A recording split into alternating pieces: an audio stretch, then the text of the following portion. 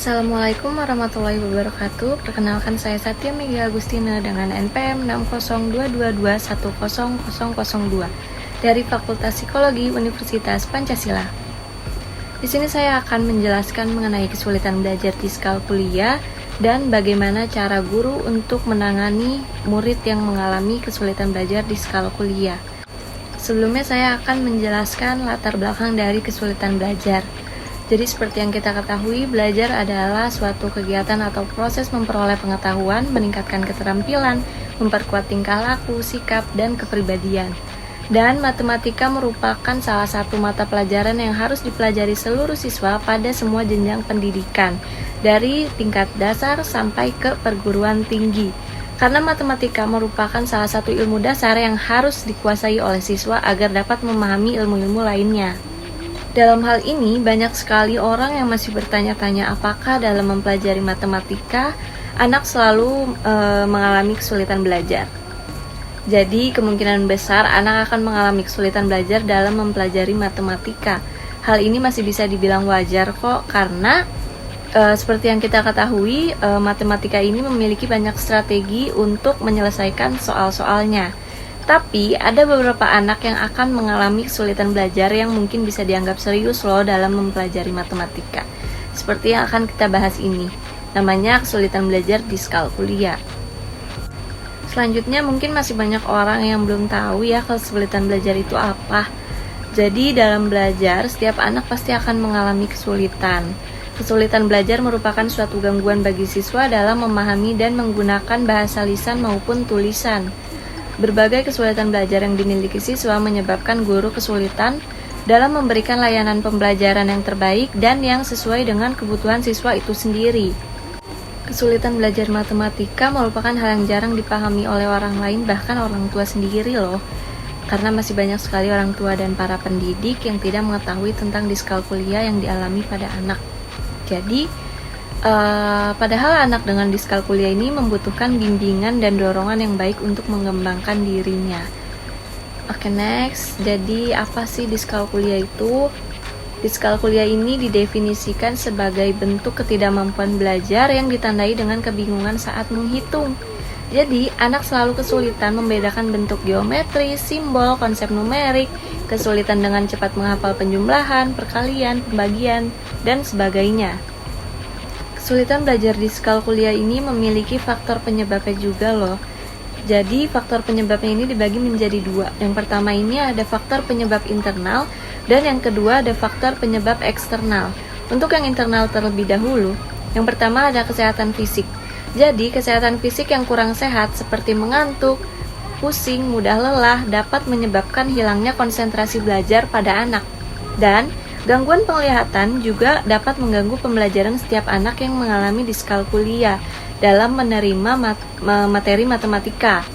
Seperti contoh, sang anak kebetulan duduk di bangku yang lebih belakang dan saat ia melihat materi di papan tulis, dia terganggu penglihatannya, jadi tidak bisa melihat dengan jelas tulisan yang ada di papan tulis, sehingga ia tidak tertarik dengan materi yang dijelaskan oleh gurunya dan lebih memilih untuk bercanda atau bermain bersama teman sekitarnya.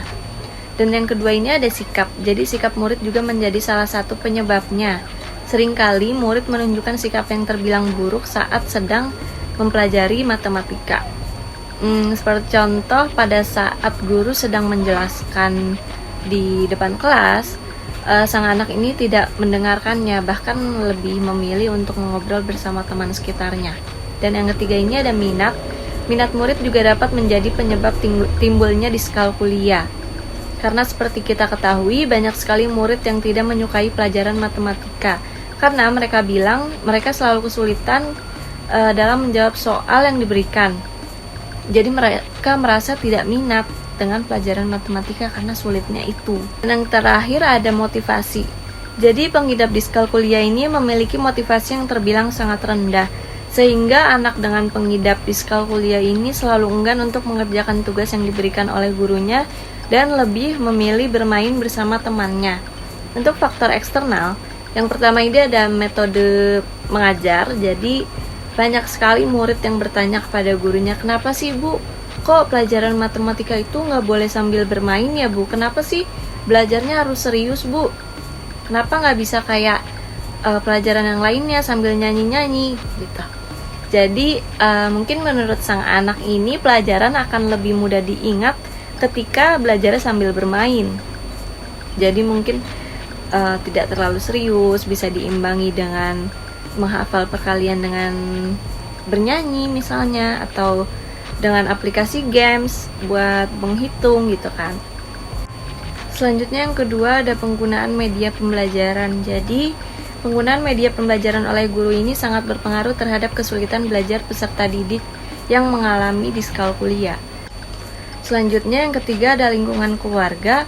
Jadi orang tua yang sibuk bekerja mungkin dapat menyebabkan anak mengalami diskalkulia. Seperti contoh, kurangnya perhatian dari orang tua sehingga kemungkinan akan banyak mengalami kesulitan belajar matematika.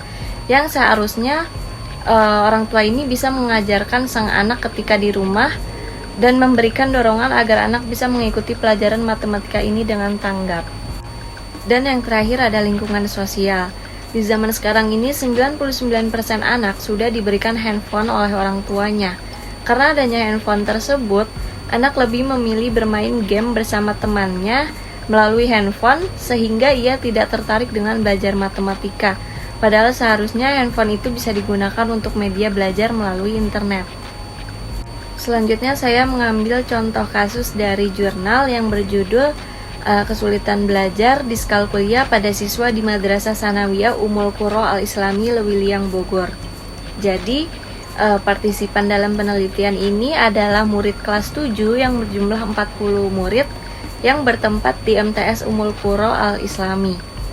Berdasarkan hasil survei bahwa sebagian siswa mengalami kesulitan dalam mempelajari bilangan karena kurang memahami konsep dasar aritmatika untuk menyelesaikan soal matematika yang relatif sederhana bagi kelas 7. Permasalahan pembelajaran matematika di kelas 7 ini yang pertama adalah siswa kurang mampu melakukan operasi hitung. Seperti contoh 12 dikurang 8 dikali 3. Banyak sekali siswa yang salah menjawab karena tidak memperhatikan tanda bilangannya. Seharusnya yang dikerjakan terlebih dahulu adalah perkaliannya dulu, baru pengurangannya. Baik, selanjutnya ada juga siswa yang masih belum bisa mengubah satuan berat dan waktu. Hanya 25% saja siswa yang dapat mengubah satuan berat dan waktu. Dan yang terakhir ada juga siswa yang belum memahami tanda persen dalam penjumlahan bilangan. Dari hasil angket yang diberikan kepada siswa MTS Ummul Qura ini, diketahui bahwa 20% siswa mampu menjawab soal dan menyelesaikan tugas dengan benar, karena mereka merasa memahami materi yang disampaikan oleh guru. Sedangkan 80% tidak dapat menjawab dan menyelesaikan soal yang diberikan, serta menganggap soal tersebut terlalu sulit. Siswa tidak berlatih bertanya di luar tugas dan di luar kelas. Dan 70% siswa mengatakan bahwa matematika sangat menakutkan karena siswa tidak memahami rumus yang mereka pelajari. Sedangkan 30% lainnya menganggap matematika itu menyenangkan tergantung pada materi pelajarannya. Oke, kita masuk ke inti pembahasannya. Di sini ada penanganan guru mengenai diskalkulia dengan teori konstruktivisme. Teori konstruktivisme adalah model pendekatan alternatif yang dapat menjawab kurangnya pemahaman perilaku. Teori konstruktivisme yang dikemukakan oleh Jean Piaget yang menganggap bahwa pengetahuan adalah suatu bentuk yang dimana kita dapat menganalisis sesuatu. Belajar dari seseorang tidak hanya dari guru atau orang tua saja, dan terus-menerus membangun pemahaman atau pengetahuan dirinya sendiri. Baik, di sini ada cara-cara yang bisa dilakukan oleh guru untuk menangani murid yang mengalami diskalkulia. Cara pertama ini adalah guru bisa memberikan contoh yang konkret. Misal, berikanlah gambaran yang jelas terkait konsep materi yang sedang dipelajari. Contoh yang konkret ini saat perkenalan materi akan membantu siswa untuk memahami konsep selanjutnya dengan lebih baik. Seperti contoh, jika ada soal matematika berbentuk cerita, perintahkanlah murid untuk membayangkan cerita tersebut sehingga murid dapat memberikan atau mendapatkan gambaran yang jelas dari soal tersebut. Yang kedua, guru harus melakukan pendekatan. Guru harus melakukan pendekatan manajemen dan juga pendekatan personal atau personal approach. seperti sering menanyakan kepada siswa di mana letak sulitnya, dan sesekali berikan apresiasi kepada murid dalam bentuk pujian atau apapun jika ia bisa menyelesaikan soal. Selanjutnya, guru harus merubah metode belajar. Jadi, lakukan pembelajaran dengan sistem bermain, seperti menghafal perkalian dengan cara bernyanyi atau dengan games yang bersangkutan dengan materi tersebut. Selanjutnya yang keempat ada guru harus menarik perhatian murid. Mungkin bisa memberikan warna dan animasi yang dapat menarik perhatian murid dalam aplikasi pembelajaran. Dan yang terakhir, guru harus aktif melakukan tanya jawab. Dengan keaktifan guru melakukan tanya jawab ini dapat melatih kepercayaan diri pada murid. Dengan pendekatan teori belajar konstruktivisme ini diharapkan siswa lebih aktif dan percaya diri dalam belajar. Dan guru sebagai pelaku utama lebih inovatif dalam mendorong dan melatih siswa agar bisa membantu meminimalkan diskalkulia pada beberapa siswa. Siswa dengan diskalkulia biasanya menarik diri secara sosial, tetapi sebenarnya mereka adalah siswa yang membutuhkan perhatian dari lingkungannya. Selanjutnya di sini saya memiliki alasan kenapa saya memilih teori konstruktivisme untuk menangani anak yang mengalami diskalkulia. Jadi karena dalam belajar matematika dibutuhkan keaktifan dari diri sendiri, mempelajari matematika juga harus melibatkan diri sendiri dan beradaptasi dalam pembelajarannya. Sesuai dengan definisi dari teori konstruktivisme Jean Piaget, bahwa teori konstruktivisme adalah cara bagaimana seseorang beradaptasi untuk meningkatkan pengetahuannya. Dan banyak teori menjelaskan bahwa teori konstruktivisme menampilkan sebuah model yang tetap hidup untuk menjelaskan bagaimana matematika dipelajari. Jadi, menurut saya teori konstruktivisme adalah teori yang tepat untuk menangani diskalkulia. Oke, selanjutnya kita masuk ke self-regulation dan motivasi. Yang pertama ini ada mengatur waktu belajar, yang kedua ada menetapkan target, dan yang ketiga ada mencari informasi dari berbagai sumber. Dengan self-regulation learning, murid dapat mengatur waktu belajar untuk mereka sendiri, mencari informasi mengenai materi pembelajaran dari berbagai sumber dengan memanfaatkan teknologi yang ada, dan apabila mereka tidak menemukan apa yang mereka cari, guru di sekolah dapat membantu murid. Guru sebagai pendidik menjadi peran utama dalam mengatur pembelajaran di dalam kelas, sesuai dengan tujuan pembelajaran, mengelola waktu belajar, serta meyakinkan murid terhadap tugas yang harus diselesaikan. Dengan menerapkan self-regulation ini, murid yang mengalami kesulitan belajar diskalkulia dapat meningkatkan kepercayaan diri serta pengetahuannya. Oke, baik. Selanjutnya ada motivasi. Jadi, motivasi ini dibagi menjadi dua. Yang pertama ada motivasi intrinsik dan yang kedua ada motivasi ekstrinsik. Untuk motivasi intrinsik, ini adalah motivasi yang timbul dari diri sendiri. Untuk menangani kasus diskalkulia ini, seorang siswa harus memotivasi dirinya sendiri.